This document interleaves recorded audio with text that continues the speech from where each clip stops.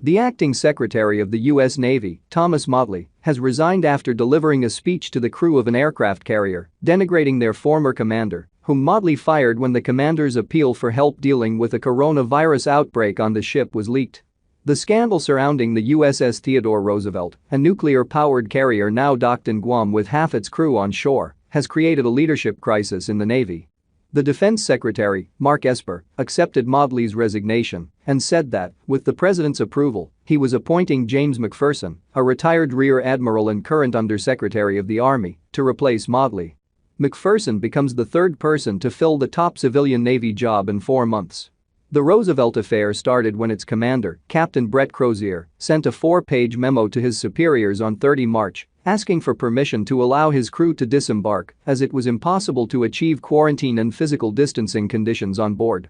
The carrier made a port visit to Da Nang, Vietnam, in early March when the administration was downplaying the seriousness of the coronavirus threat, which may have been the source of the on-board outbreak. "We are not at war. Sailors do not need to die," Crozier wrote in the letter, which was leaked the next day in the San Francisco Chronicle.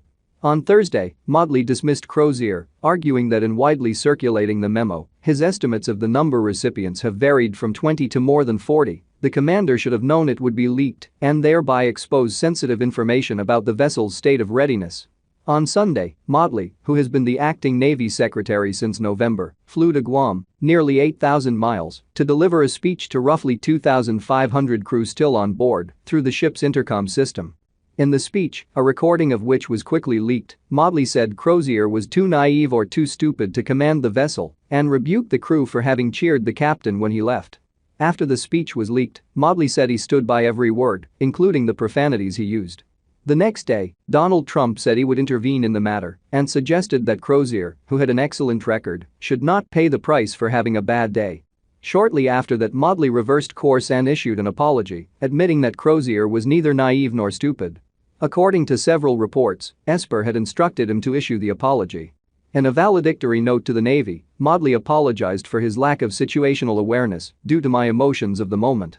"I brought incoming fire onto our team, and I am convinced that the fire will continue unrelentingly until the target is gone," he said, according to the note published by the Task and Purpose military news website.